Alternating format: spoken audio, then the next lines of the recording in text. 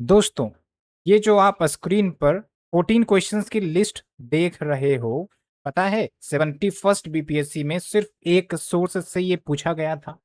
वो सोर्स कौन सा है और लाइव प्रूफ के साथ मैं आपको दिखाने वाला हूं कि आखिरकार कहां से क्वेश्चन पूछा गया, सो दैट पॉलिटी के क्वेश्चंस का परमानेंट इलाज आप कर सके और कोई भी क्वेश्चंस आएगा, सारे के सारे क्वेश्चंस आपके बनेंगे। तो चलिए शुरुआत करते हैं बिना देर किए हुए।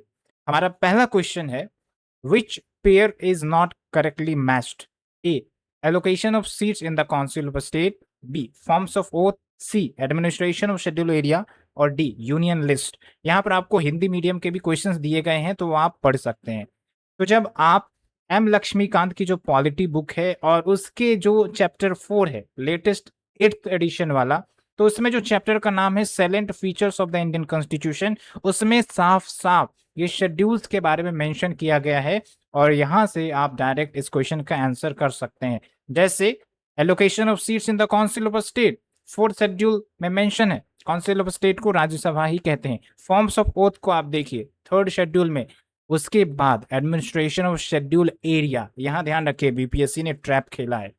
तो जब हम सिक्स्थ शेड्यूल में जाते हैं तो यहाँ पर एडमिनिस्ट्रेशन ऑफ ट्राइबल एरियाज है, वो भी 4 राज्यों के लिए, लेकिन यहाँ तो शेड्यूल एरिया की बात कर रहा है। तो जब हम फिफ्थ शेड्यूल में आते हैं तो यहाँ पर administration and control of schedule areas की बात हो रही है। तो इसका मतलब सिक्स शेड्यूल नहीं, फिफ्थ शेड्यूल होना चाहिए था। तो राइट आंसर सी होगा। और डी जो यूनियन लिस्ट है, क्या वो 7 शेड्यूल में है? तो आप देख लो, 3 लिस्ट में डिवाइडेड है ना, यूनियन, स्टेट और कंकरेंट। तो हो गया ना आपका काम, एक नंबर फ्री में। चलते हैं अगले क्वेश्चन की तरफ। Which of the following subject fall within the jurisdiction of both High Court and Supreme Court? A. Dispute between center and the state. B. Dispute among the states. C. Protection of fundamental right. और D. Protection from the violation of the constitution.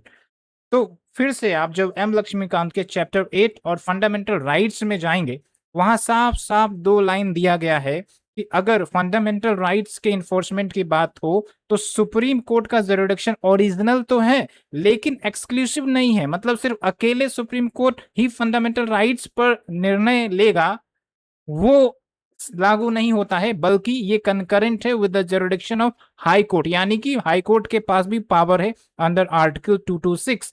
तो क्या right answer होगा? Yes, C, protection of fundamental rights. और बाकी जो options हैं ए, B और D, यहां पर सुप्रीम कोर्ट का ओरिजिनल एंड एक्सक्लूसिव जुरिडिक्शन लागू होता है, खासकर ए एंड बी के मामले में। राइट, चलते हैं अगले क्वेश्चन की तरफ। Attorney general of India A is not entitled of audience except the Supreme Court. B. He gives advice to the President on the legal matter. C. Cannot participate in the proceeding in the House of the Parliament. D. Is a whole time counsel for the government. तो फिर से आप M Laxmikant के chapter number 53 में जाइए। वहां पर dedicated attorney general of India यानी कि भारत का महान्यायवादी का चैप्टर दिया गया है। उसमें साफ साफ आपको दिखेगा इनके functions, to give advice to the government of India upon such legal matter जो प्रेसिडेंट के द्वारा रेफर किए गए हैं। तो इसका मतलब क्या है? इनडायरेक्टली प्रेसिडेंट के एडवाइस देने की बात चल रही है ऑन द लीगल मैटर। चलो, अगर यहां आपको कंफ्यूज लगता है तो और हम कुछ इसके डिटेल में जाते हैं। उसी के नीचे आपको मिलेगा attorney general has the right of audience in all the courts in the territory of India. जबकि यहां पर क्या बोल रहा है कि सुप्रीम कोर्ट में ही सिर्फ ऑडियंस का अधिकार है। उसके बाद देखिए, he या she has the right to speak and to take part in the proceedings of the both the house of parliament। और यहां पर क्या बोल रहा है? Can not participate in the proceeding. फिर देखिए, the attorney general is not a full time counsel for the government. और यहां पर क्या बोल रहा है? Whole time counsel for the government. आ गया ना आपका आंसर? क्या होगा? He gives advice to the president on legal matter. याद रखिएगा, डायरेक्ट क्वेश्चंस हैं ये आपके, और पॉलिटी में स्कोर करना इजी होता है प्रोवाइडेड आपने एक बार अच्छे से मन लगाकर दिल से पढ़ लिया हो तो। चलते हैं अगले क्वेश्चन की तरफ। What is true about censure motion? निंदा प्रस्ताव के बारे में क्या सत्य है? Option A, it is not different from the no confidence motion. B, it is different from the no confidence motion. C, it is not mandatory to mention the reason in the motion. Option D, permission of the house is not essential to present it. तो कहां से मिलेगा इसका source? M Laxmikant के chapter number 23 और parliament के chapter में आप जाओगे तो यहां पर ये टेबल बना हुआ दिखेगा जो साफ साफ बता रहा है कि कहीं ना कहीं सेंसर मोशन और नो कॉन्फिडेंस मोशन के बीच में डिफरेंस है। तो ए गलत हो गया ना, इट इज नॉट डिफरेंट, जबकि यहां पर डिफरेंट है। उसके बाद देखिए बी में क्या है, इट इज डिफरेंट, बिल्कुल ये तो सही होगा, लेकिन हम और ऑप्शंस को चेक करते हैं। It is not mandatory to mention the reason in this motion, जबकि यहां पर देखो सेंसर मोशन में it should state the reason for its adoption, मतलब अडॉप्ट करना है तो इसका कारण रीजन बताना पड़ेगा। और ऑप्शन डी की बात करें, permission of the house is not essential to present it, actually ये भी ऑप्शन सही है, लेकिन यहां पर बीपीएससी ने क्वेश्चन में एक ऑप्शन सही पूछा था, इसीलिए बीपीएससी ने इस क्वेश्चन को डिलीट कर दिया और आपको 1 मार्क्स एक्स्ट्रा मिल गए। राइट, तो कहां से आपका आया? एम लक्ष्मीकांत से। क्या आंसर होगा? बी और डी। ठीक है, पता चल गया ना आपको कहां से क्वेश्चंस पूछ रहे हैं? ये जानना जरूरी है ताकि आपकी आने वाली बीपीएससी की कोई भी एग्जामिनेशन हो, आप वहां पर आराम से 14-15 नंबर फ्री में स्कोर कर सकते हैं एक सोर्स को पढ़ के। Question number next, consider the following subjects belonging to the different list of the Constitution of India. Which of the following subject belong to the concurrent list? और यहाँ पर 4 सब्जेक्ट के नाम दिए गए हैं, protection of wild life, income on agriculture, tax on electricity consumption, याद रखिएगा टैक्स ऑन इलेक्ट्रिसिटी कंजम्पशन है, चौथा है प्राइस कंट्रोल। तो इसमें से क्या कंकरेंट लिस्ट में आता है? तो फिर से एम लक्ष्मीकांत के लास्ट वाले पोर्शन में जब आप जाओगे तो 4-5 अपेंडिक्स के चैप्टर्स दिए गए हैं। ठीक है, तो उसी में एक चैप्टर है आपका स्टेट यूनियन कंकरेंट लिस्ट का, तो वहां पर आपको कुछ इस प्रकार से लिस्ट दिए रहेंगे।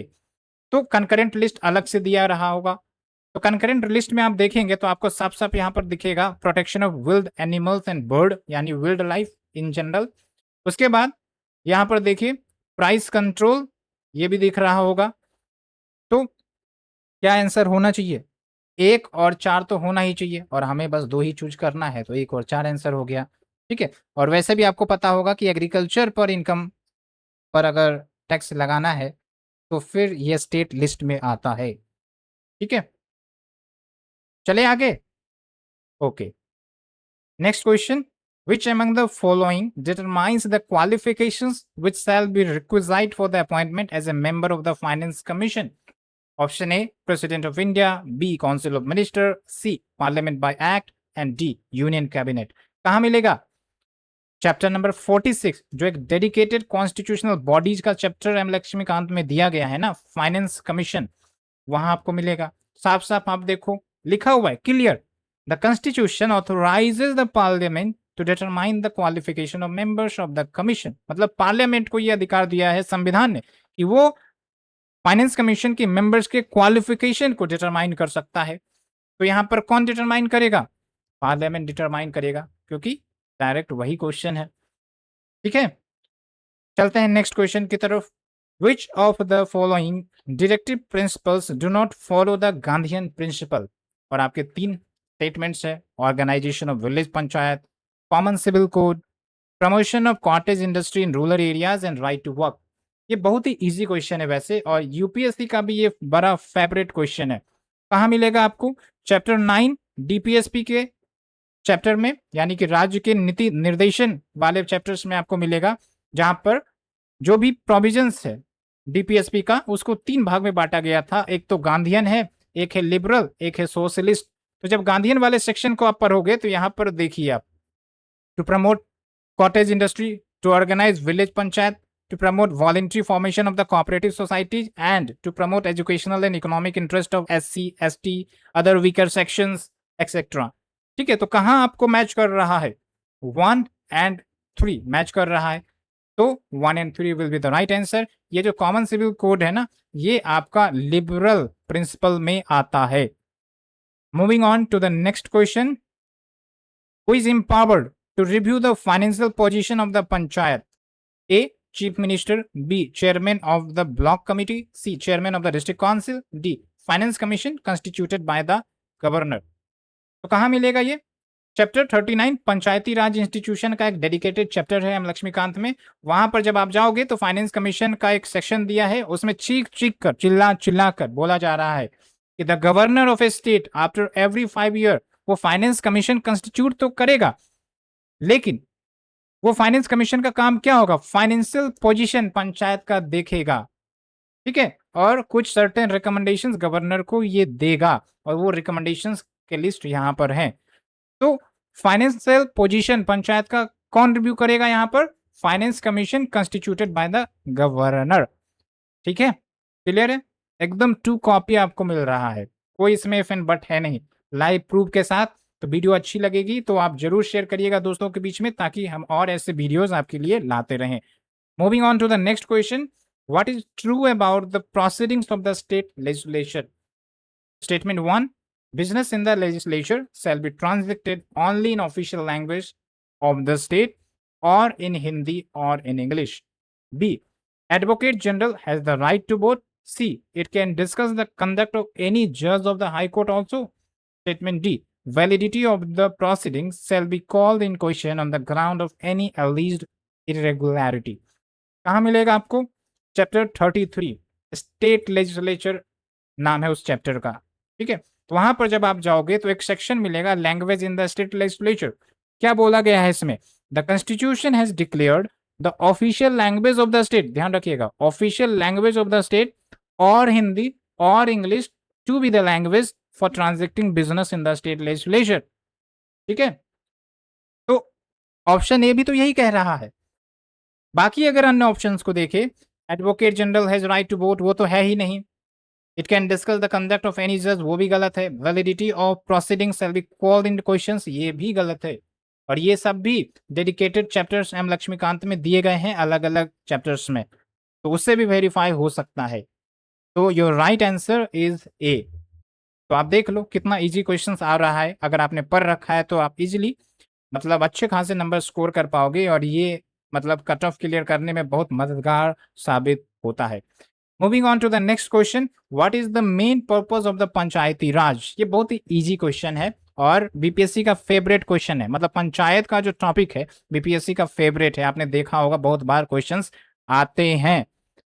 Option A, to increase agriculture production, B to increase employment, C to increase people's political awareness, D to enable people to participate in the development administration.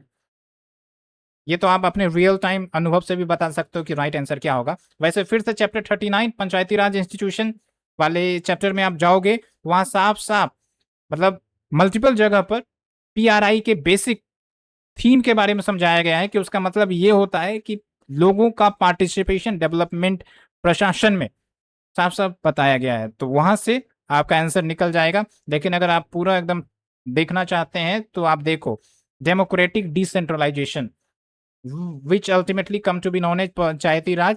तो एम क्या है? Democratic decentralisation. इसका मतलब क्या होता है कि भाई सत्ता और पावर जनता के पास दे दो, जनता के जो नजदीक में लोग रहते हैं उसका ही प्रतिनिधित्व करा दो, ताकि लोग और अच्छे से पार्टिसिपेट करें डेवलपमेंट में, ठीक है। उसके बाद चलते हैं next question. Consider the following question statements. Statement 1, the summoning of the house means convocation, मतलब बुलाना, कन्वोकेशन मतलब होता है दीक्षांत, ठीक है। Statement 2, prorogation in a session. Statement 3, dissolution terminates a house. और statement 4, prorogation of a session can be effected by the leader of the house alone. तो इसके रेफरेंस आपको दो चैप्टर में मिल जाएंगे, चैप्टर 23 और चैप्टर 33, पार्लियामेंट और स्टेट लेजिस्लेचर रेस्पेक्टिवली। तो थोड़ा सा सोर्स देख लेते हैं। आप देखो पार्लियामेंट में जब मैंने गया तो यहाँ पर समनिंग के बारे में बताया है। समनिंग मतलब बुलाना, समन करना। तो कौन कर रहा है? प्रेसिडेंट कर रहा है from the time to time, ठीक है। प्रोरोगेशन का मतलब क्या होता है? जब सेशन कंप्लीट हो गया है तो प्रेसिडेंट उस सेशन को डिसॉल्व करता है, ठीक है, तो उसको प्रोरोगेशन कहते हैं। उसके बाद सेशन खत्म हो जाएगा। उसके बाद आता है डिसोल्यूशन। डिसोल्यूशन मतलब जो हाउस है, लोकसभा या विधानसभा, उसको भंग कर देना, वो होता है डिसोल्यूशन। तो a dissolution in the very life of the existing house. तो डिसोल्यूशन टर्मिनेट्स ए हाउस, सही हो गया। प्रोरोगेशन इन सेशन, ये भी सही है। शमनिंग का मतलब बुलाना है, ये भी सही है। तो इसका मतलब हमें क्या पूछ रहा है, कौन सा गलत है? तो गलत भाई चौथा है ना, क्योंकि बाकी सब तो सही है। यहाँ मैंने आपको प्रूफ के साथ बता दिया, हो गया राइट आंसर, मत मिल गया आपको 1 मार्क्स एक्स्ट्रा फिर से। ठीक है, चलते हैं अगले क्वेश्चन की तरफ। Consider the following statement about central government. Statement 1, ministries and departments are formed by the prime minister with consultation of the cabinet secretary. Statement 2, every minister is allocated ministry by the president on the advice of the prime minister. और इसमें आपको पूछ रहा है कि भाई कौन सा स्टेटमेंट सही है, आप बताओ। तो इसके एक स्टेटमेंट हमको एम लक्ष्मीकांत में मिले हैं और एक नहीं मिला है। हालांकि स्टेटमेंट 1 नहीं मिला है, बट इसका लॉजिकल एलिमिनेशन से आंसर लाया जा सकता था। तो जो मिला है सबसे पहले वो देख लेते हैं।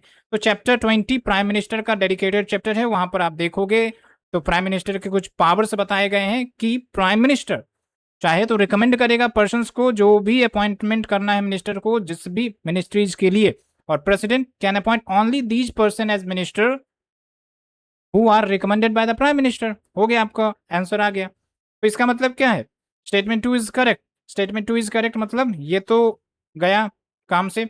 अब बचा क्या, स्टेटमेंट 1। बट आप हमें बताओ कैबिनेट सेक्रेटरी इतना पावरफुल कैसे हो गया कि प्राइम मिनिस्टर उससे कंसल्ट करेगा कि बताओ भाई मिनिस्ट्री बनाए कि नहीं बनाए, डिपार्टमेंट बनाए कि नहीं बनाए। ठीक है, तो ये बहुत ही बेतुकी बातें हैं और इसीलिए स्टेटमेंट 1 गलत है एंड ओनली 2 इज करेक्ट। फिर चलते हैं अगले क्वेश्चन की तरफ। The power to recruit the secretarial staff of the house of the people, जिसको हम लोकसभा भी कहते हैं, तो vested in A prime minister office, B union public service commission, C staff selection commission, D president after consultation with the speaker of the house of the people. ठीक है, तो जब चैप्टर 23 पार्लियामेंट में जाएंगे तो एक सेक्शन है secretariat of the parliament. यहां साफ साफ लिखा है कि जो भी हाउस है पार्लियामेंट के, चाहे वो लोकसभा हो या फिर राज्यसभा हो, दोनों का अपना सेक्रेटेरियल स्टाफ होता है, राइट। हालांकि कुछ ऐसे पोस्ट हैं जो दोनों हाउस के लिए कॉमन होते हैं और इनके रिक्रूटमेंट और सर्विस कंडीशन पार्लियामेंट के द्वारा रेगुलेट किए जाते हैं। But secretariat of each house is headed by secretary general, और ये जो सेक्रेटरी जनरल है वो परमानेंट ऑफिसर है and is appointed by the presiding officer of the house. तो presiding officer of the house के द्वारा अपॉइंट किए जाते हैं। लेकिन यहां आप स्टेटमेंट में देखो, अपॉइंटमेंट करने का पावर प्रेसिडेंट के पास दिया गया है। हालांकि जो हाउस ऑफ द पीपल के स्पीकर है, यानी लोकसभा के स्पीकर, उसके कंसल्टेशन के बाद किया जाएगा। ठीक है, तो यहां पर आपको डायरेक्ट आंसर तो नहीं मिल रहे हैं, बट आप इनडायरेक्टली रेफर करोगे कि हाँ परफेक्ट आंसर यही है। ठीक, तो मैं यहां पर मान रहा हूं कि डायरेक्ट आंसर नहीं दिया गया है, बट और सबके ऑप्शन के मुताबिक यहां डी ऑप्शन बेस्ट फिट होता है, क्योंकि लोकसभा की बात हो रही है तो स्पीकर का निर्णय तो मायने रखता है। ठीक है, फिर चलते हैं अगले क्वेश्चन की तरफ एंड आई थिंक ये लास्ट क्वेश्चन ही है हमारा, 14वां क्वेश्चन होगा। The constitution of India provides for reasonable restrictions on the fundamental rights, but reasonableness must की इन माइंड। और यहाँ पे ध्यान रखिए, fundamental rights, overall fundamental rights के रेस्ट्रिक्शंस पर बात हो रही है। तो रीजनेबलनेस में क्या ध्यान में रखना चाहिए? Statement 1, the interest of the general public is safeguarded. Option 2, prevailing social values and also social needs are not the bar, यानी विद्यमान सामाजिक मूल्य और सामाजिक आवश्यकताएं अवरोध ना हो। तीसरा, राज्य के नीति निर्देशन सिद्धांतों को नजरअंदाज किया जा सकता है। 4, सामूहिक हित बृहत्तर नहीं है। कौन सा सही है?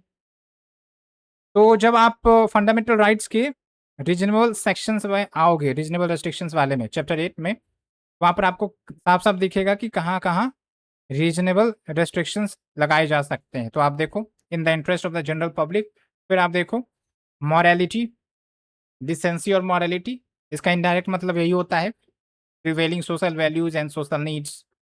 ठीक है, तो आपको साफ साफ दिखेगा कि स्टेटमेंट 1 एंड 2 इज करेक्ट, बाकी दो जो हैं वो गलत है। हालांकि स्टेटमेंट 4 तो आप एलिमिनेट भी कर सकते हो, collective good is not greater, ये तो बन ही नहीं रहा है।